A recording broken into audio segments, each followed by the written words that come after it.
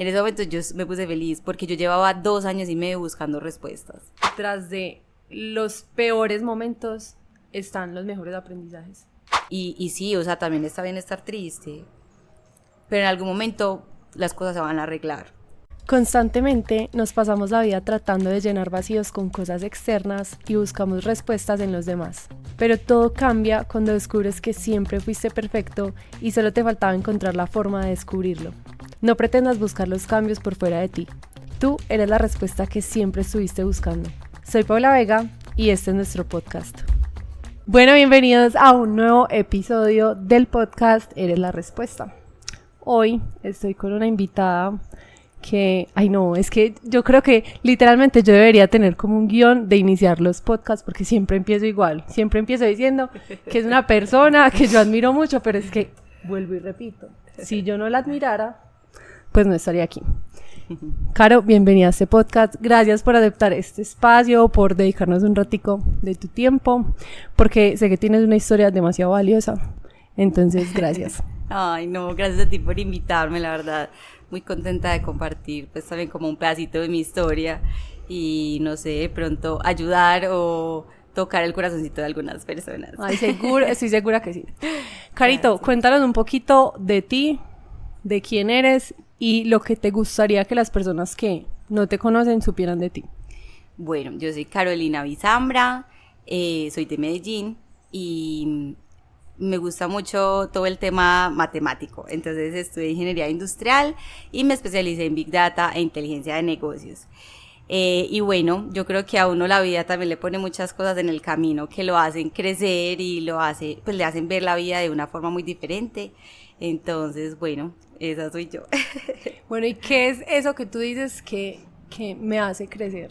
O que le hacen a uno ver la vida diferente. ¿Por qué lo estás diciendo? Sí, bueno, para contextualizarlos, hace 2 años y medio más o menos me diagnosticaron con un cáncer.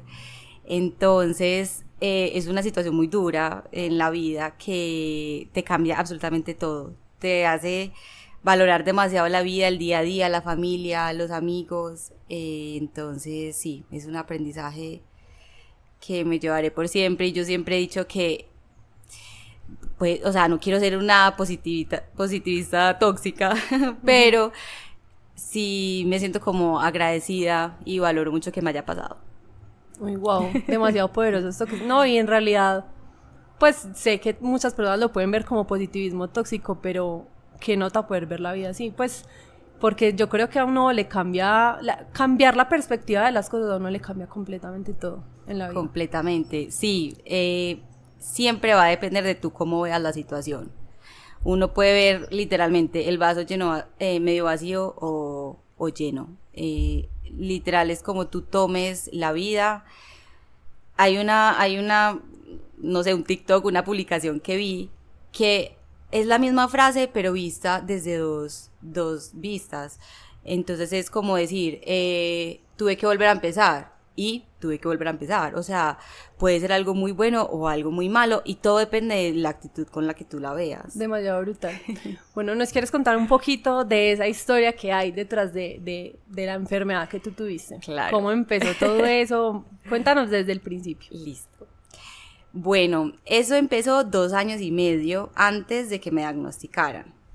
Yo empecé con una alergia en la piel y fui donde muchos médicos y eso empezó en pandemia. Entonces, súmele a el estrés de la pandemia, tener unas ronchas en la piel que rascan horrible y que no se quitaban. Eran 24/7, o sea, no se quitaban. Entonces estuve con muchos médicos porque ningún tratamiento me servía. Después de eso también se me empezaron a bajar los linfocitos y me hicieron muchos exámenes, muchos, o sea... Es que, o sea, me hicieron ecografía de abdomen total, de senos, ecografía transvaginal, endoscopia, colonoscopia, mejor dicho, que no me hicieron. Y todo salía perfecto.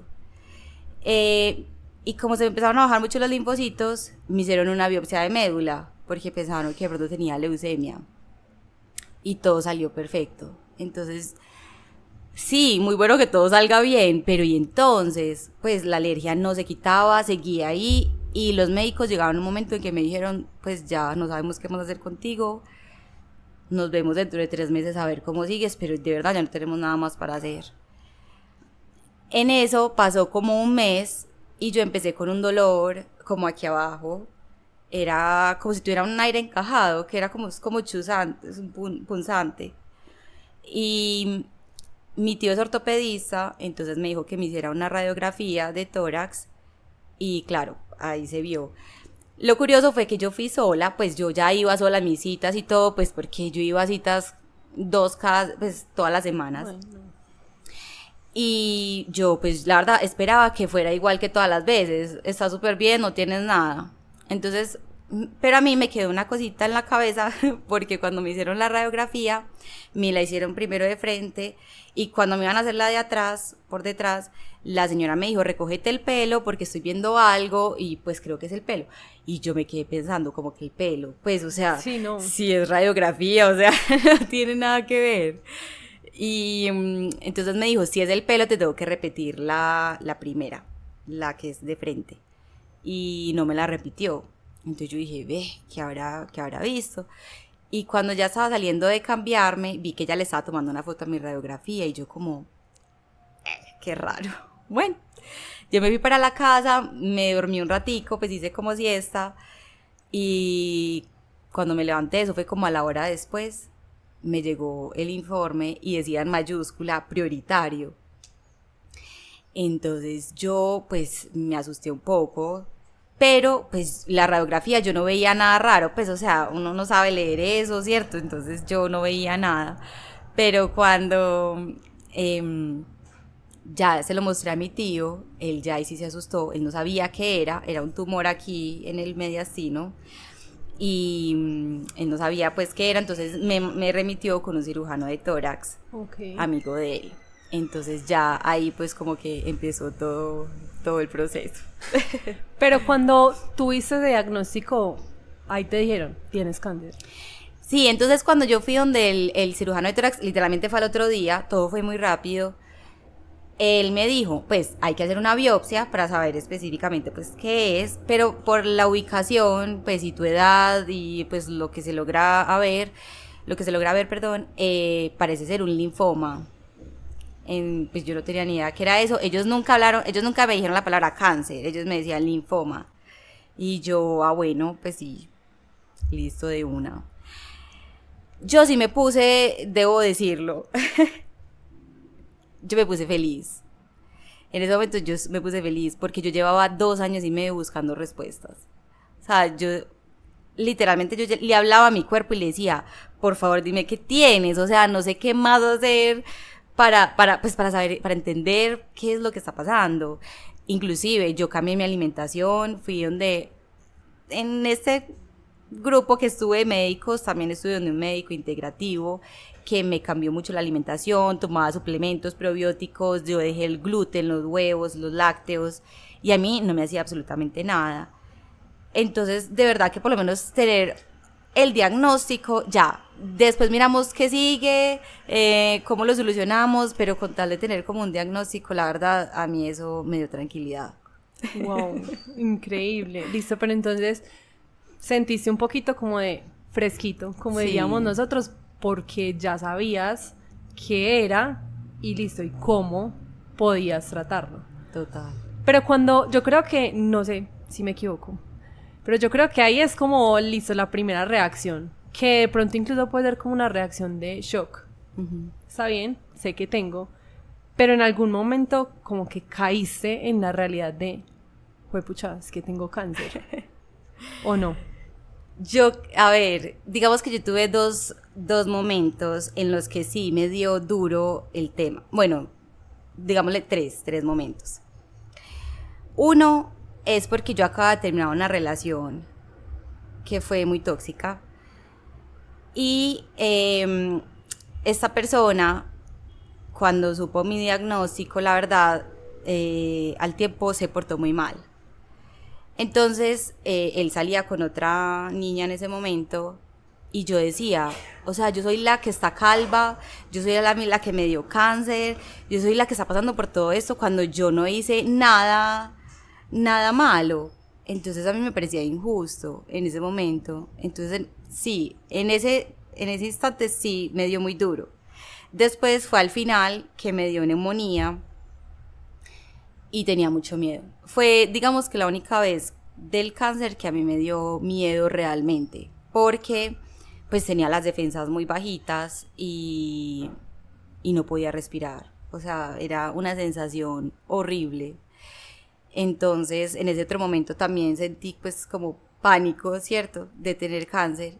Y al final, y es algo que mucha gente no habla, y es que a veces a uno lo acompañan mucho durante el tratamiento del cáncer, pero le dicen a uno, bueno, ya estás en remisión, ya te curaste, y ya, la gente se empieza como a alejar, pero el después es súper, súper importante, y a mí fue, yo creo que yo caí en cuenta fue al final, cuando terminé mi tratamiento, que yo dije, ¿qué fue por todo esto que yo pasé? O sea, yo sentía una tristeza y yo decía, ¿en qué momento yo pasé por todo esto? No me reconocía al espejo y se lo juro que no me pasó en todo el tratamiento, me pasó en el después, que yo dije, ¿qué es esto? No me reconozco. Fue muy duro, el después fue muy duro y pues ya, como les comento, las personas ya no están como tan pendientes y es porque primero tú tienes que procesar todo ese conocimiento que te tocó pues como adquirir a las malas.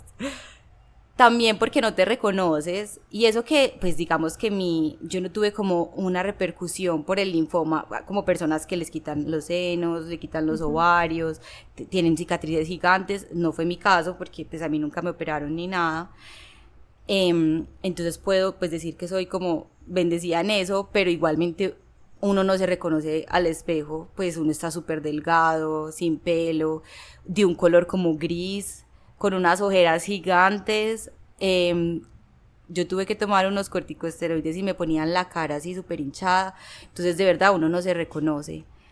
Y también porque uno tiene que volver a la realidad, vos tenés que volver al trabajo, tenés que volver a hacer vida social. Yo la primera vez que salí con unos amigos me dio ansiedad social. Le dije a mi amiga, vámonos por favor, o sea, no sé qué tengo, estoy súper ansiosa, quiero llorar, porque inevitablemente también la gente te empieza a mirar, porque yo todavía estaba calva, entonces la gente también te mira y uno es como, qué incómodo. Entonces es muy duro uno retomar la vida porque es como hacer como si nada, como si nunca hubiera pasado nada, volver al estrés de la vida, volverte a preocupar por, qué sé yo, por el dinero, por el trabajo, por las amistades, entonces es muy duro el después. No, increíble. Yo quiero que profundicemos un poquito como en cada uno de esos 3 momentos en los que me dices que te dio muy duro este proceso. El primero que me dices como que te pasó esto con la expareja que tú tenías. Como que esto, ¿en qué te sirvió a ti? ¿O qué aprendizaje sacas como de haberte sentido en parte como, digamos, como víctima, entre comillas, por así decirlo? ¿Cómo lograste cambiar esa perspectiva que tenías? Porque ahorita estábamos hablando de que todo es perspectiva. ¿Cómo lo cambiaste? Eso me ayudó mucho porque durante el tratamiento yo iba mucho donde la psicóloga y yo le decía, me parece muy triste pasar por esto, primero estando soltera y segundo con un tóxico aquí al lado que me decía un montón de cosas malucas. Yo decía, o sea, yo quiero estar acostada y que me abracen y que me traigan el heladito y que yo no sé qué. Y a uno muchas veces también se le olvida que primero uno se lo puede dar. Literalmente uno es el que se puede comprar el helado, el que se puede apachurar así en la cama. Pasar tiempo con uno es demasiado chévere y yo no sabía pasar tiempo conmigo hasta ese momento. Y mi psicóloga también me ayudó a ver que yo todo el tiempo pensaba afuera, yo pensaba en el otro, no en mí. Y literal fue un momento de desconexión completa con el afuera y era volver a mí, volver a mis pensamientos, a sentirme sola. Entonces eso me ayudó mucho como a volver a mí y ver pues como la persona tan valiosa que soy y que mi familia, mis amigos pues son mucho más que una pareja que no me está aportando. Entonces sí, eso fue lo que me ayudó como a como a salir de él, de ponerle atención a él, de esa tristeza, de esos pensamientos pues como no tan chéveres y convertirlos y transformarlos a algo más bonito. Ahí es cuando uno dice como que después uno entiende por qué está viendo lo que está viendo. Obviamente no hubiera sido el mismo aprendizaje si lo hubieras vivido al lado de él. Total. Uf, totalmente de acuerdo. Creo que inclusive no hubiera sido tan positivo. Increíble. Sí, o sea, uno, Dios de verdad sabe. que sí, Dios siempre sabe. Bueno, el segundo momento que me decías que cuando tuviste neumonía, Ujú.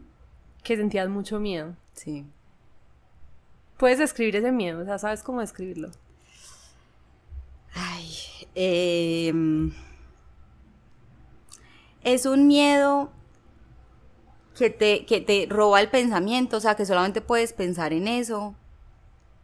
Pero por otra parte, pues yo soy católica, yo soy muy creyente, entonces yo también como que se lo entregué a Dios, porque yo no podía hacer nada.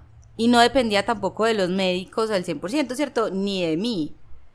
Había otra cosa que yo se lo tenía que soltar a él, porque como dependía de mi sistema inmune y pues no tenía, literalmente por las quimioterapias, es soltar. A mí, yo siempre he querido tener el control de todo, desde chiquita, y todavía, pues no, o sea, esto no es algo que, entonces ya pasé por esto y nunca más me va a volver a dar el síndrome de querer tener el control, no.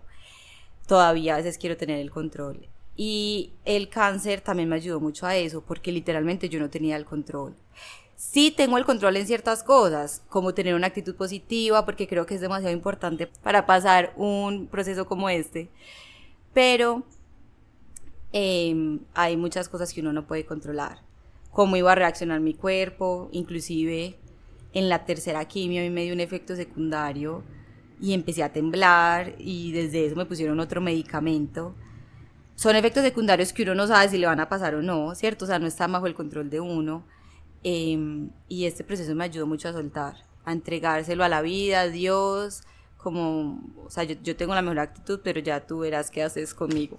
Qué poderoso, demasiado poderoso. Y el tercer momento que dices que fue después de todo, como que literalmente después de la tormenta y todo esa cosa tan impresionante que viviste, el volver. Uh-huh. Que mencionabas que era como volver al afán de la vida después de haber vivido una cosa tan fuerte.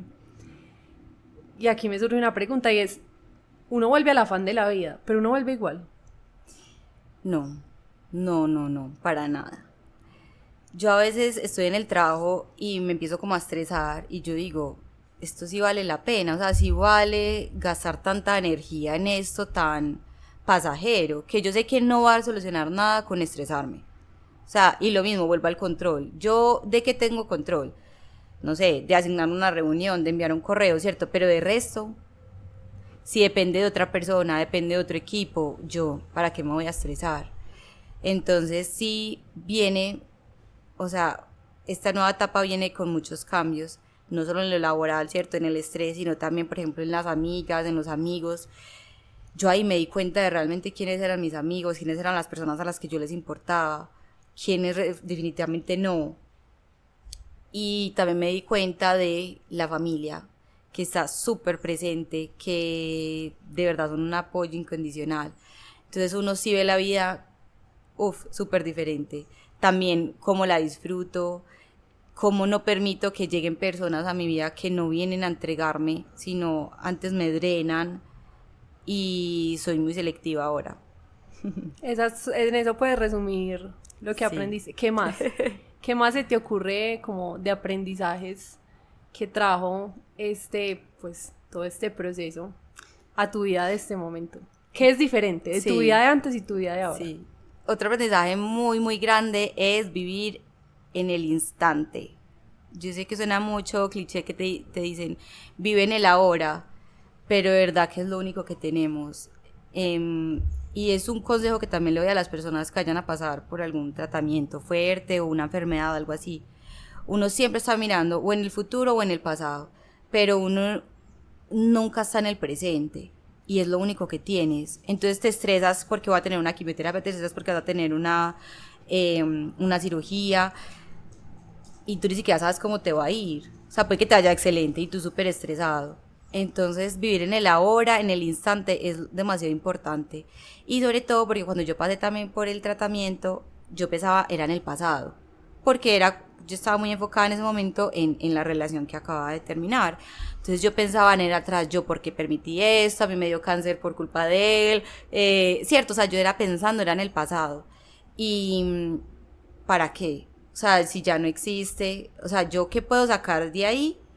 Y seguir adelante, pero no me puedo quedar en el pasado. Igualmente en el futuro, ¿para qué me voy a estresar?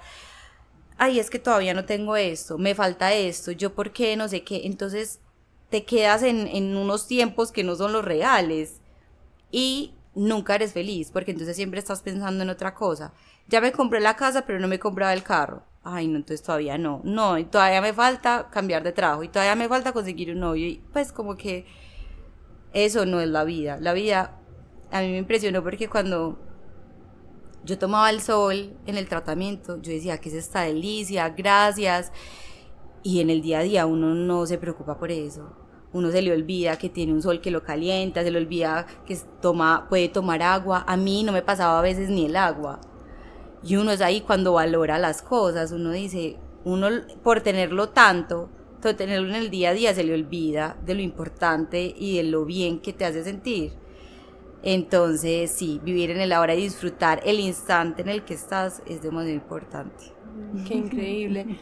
Con esto que mencionas de que en algún momento se te pasó por la cabeza que pues como que tú habías permitido cosas que habían hecho que de pronto esa enfermedad, pues no sé, digamos que tuviera poder sobre ti. Hay un tema que incluso yo lo traté hace poquito en uno de los últimos episodios, que es el tema de la inteligencia emocional. Yo creo que esto alguna vez lo conversamos tú y yo. Y hay muchos autores y muchos libros que explican que entre las emociones y las enfermedades hay demasiada relación, pues como que literalmente, pues me atrevería yo a decir que la mayoría de las enfermedades son como consecuencias emocionales. ¿Tú podrías como que identificar algo de esto? No sé, Sí. pucha, reconozco que por esta emoción tal vez, o sea... Total. El año antes de que a mí me diagnosticaran, fue muy duro, porque estaba pasando por esta ruptura amorosa y tenía mucho estrés laboral. Yo estaba haciendo también en ese momento la especialización y estaba en un proyecto en el trabajo súper pesado, pues tan pesado que no sé, o sea, a veces no dormíamos, terminábamos a las 3 de la mañana y a las 6 vuelva y conéctese. Fue un momento súper pesado. Entonces pues acumular todos esos sentimientos. Yo sentía una depresión y una ansiedad horrible.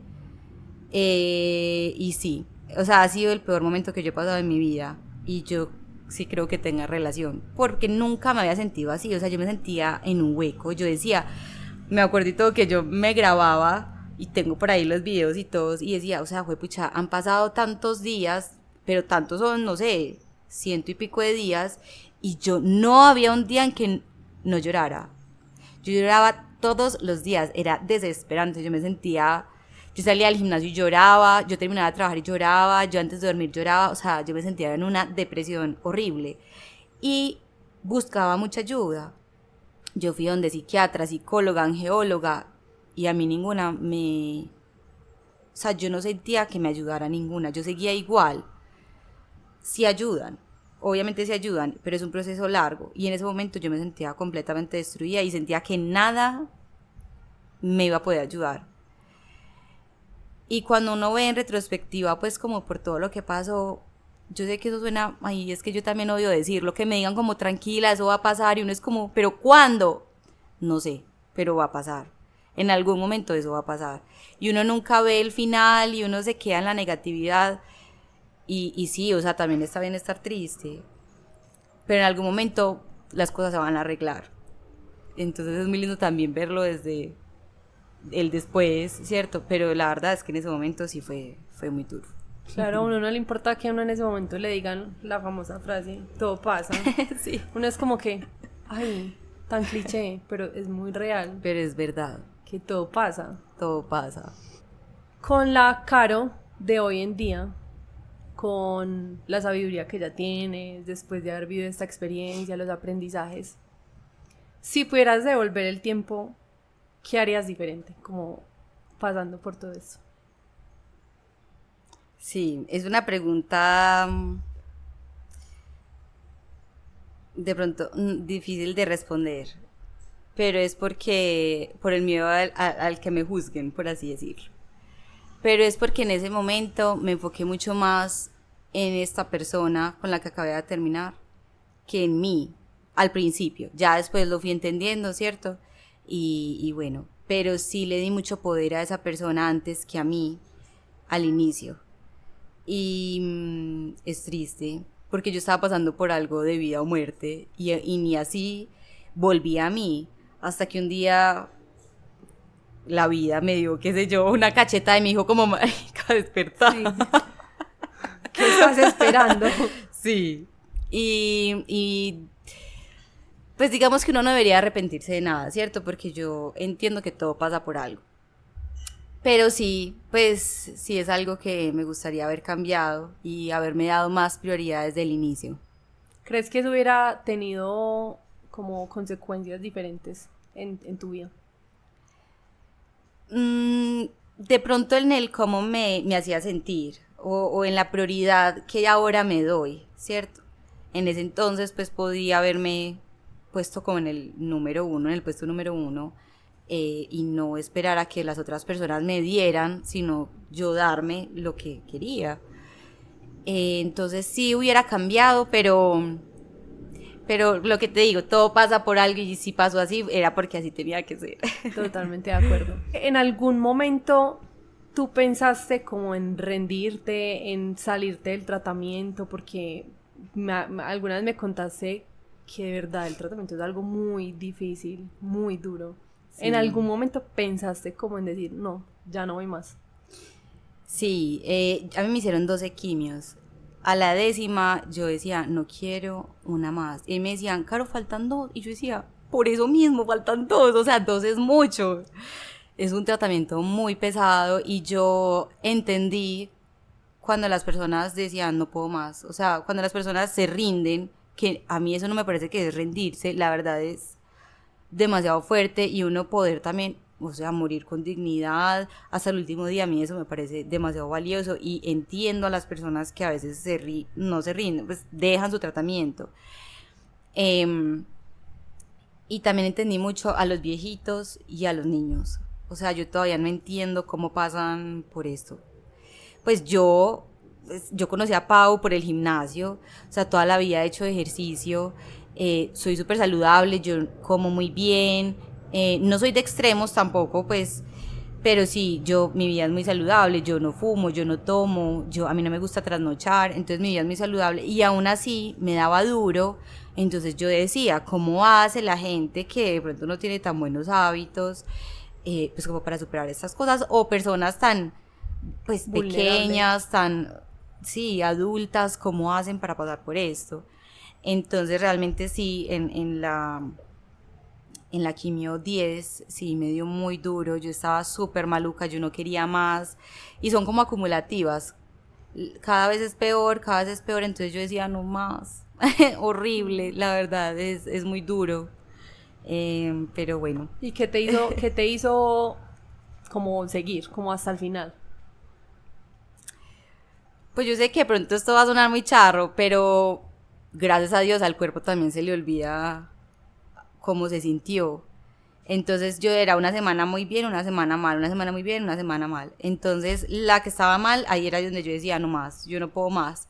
Pero vi cómo uno se va recuperando, y yo también empecé a mirarme en el espejo, y aunque era muy duro uno a veces no reconocerse, yo decía, wow, el cuerpo es demasiado fuerte, pues se transforma para estar bien. A mí eso me pareció increíble, pues cómo puede cambiar, cómo puede soportar tanto, y lo admiré mucho. Entonces, no sé, eso como que también me ayudó pues como a seguir, pues como a avanzar, como a valorar el cuerpo que tengo, y lo que te decía, pues a uno se le olvida el dolor. Gracias a Dios, pues en cierto sentido. No, sí, total. Pero eso también te ayuda a seguir. Qué increíble. Claro que ¿Qué consejo le darías a alguien que está pasando como por lo que tú ya pasaste? Como esa semillita de dale, pues dale que tú puedes. ¿Qué le dirías? Yo creo que dos cosas. Una es, no te apresures. A todos nos da diferente o nos sentimos diferente en el tratamiento, en la enfermedad, ¿cierto? O sea, a mí me daba estreñimiento, a otro le daba diarrea, a mí me daba náuseas, al otro nada. Pues como que somos súper diferentes, entonces tampoco escuchar, porque vienen muchas personas a hablarte, a decirte, no, tómate esto, tómate lo otro, a mí me dio esto, lo otro. No, escucha tu cuerpo, qué tiene para decirte, cómo te sientes, tú sabes cómo hacer para que sentirte mejor. Entonces como que no te afanes en qué va a pasar mañana, me va a dar también esto que a este otro le dio. No, o sea, tranquilo, un día a la vez, y se van yendo, ¿cierto? Y lo otro es a las mujeres, pues que de pronto se les puede caer el pelo. A mí, a ver, mi pelo siempre fue algo, o sea, lo más bonito que a mí me parecía que tenía. Pero no era algo que tuviera pego. Y cuando yo, pues, me tuve que calviar, eh, estaba muy maluca, estaba súper indispuesta. Entonces, a mí eso pasó a un segundo plano. Yo era, con tal de no tener pelos por todas partes, yo con esa maluquera y quitando pelos, no. Entonces, así, no, pues así fuera algo muy bonito que tuviera y que ya no lo iba a tener, también me hizo entender que esto es un accesorio, que nota uno también poderse ver de diferentes formas, uno sin pelo, después con el pelo cortico, pues a mí eso me parece también muy chévere, uno poder cambiar, y sobre todo en Medellín, que todas somos iguales, con el pelo largo, también qué bueno uno poderse ver de diferentes formas, y sí, que el pelo vuelve a crecer, es verdad, pues esto va a volver a crecer, eso es un accesorio, esto a ti no te está haciendo vivir, o sea, literalmente lo que te hace vivir es que tu corazón lata, que puedas respirar, que puedas saltar, o sea, agradece más bien todo el resto de cosas que tienes en el cuerpo, que de verdad te hacen disfrutar la vida. El pelo, pues no, el pelo es un accesorio, obviamente a uno lo hace ver bonito, uno lo quiere tener sano, pero pues no es lo esencial de la vida. O sea, hay cosas mucho más importantes, pues, o vitales, pues, como para preocuparse por eso. En este momento es un momento en el que te debes preocupar por, pues, sanar, por ser mejor, por, pues, ver lo lindo de la vida, que, pues, por un pelo que es un accesorio realmente.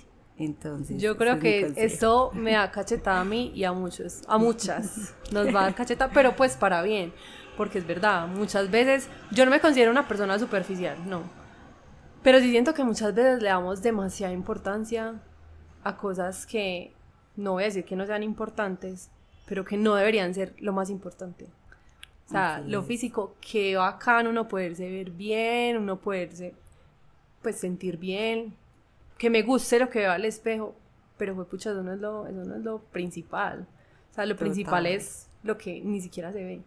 No, y conozco personas que han dicho, no me voy a hacer tratamiento porque no quiero que se me caiga el pelo.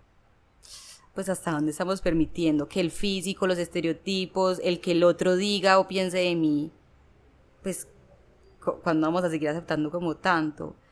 Entonces, sí. Total. Caro, este podcast se llama Eres la Respuesta. ¿Qué crees tú que tiene que ver todo esto, que tu historia, lo que estamos hablando, con el nombre del podcast? Primero, que uno sabe qué es lo que el cuerpo te quiere decir. Lo que yo les decía con mis ronchas, yo sé que mi cuerpo me quería decir algo, pero yo no sabía qué le pasaba.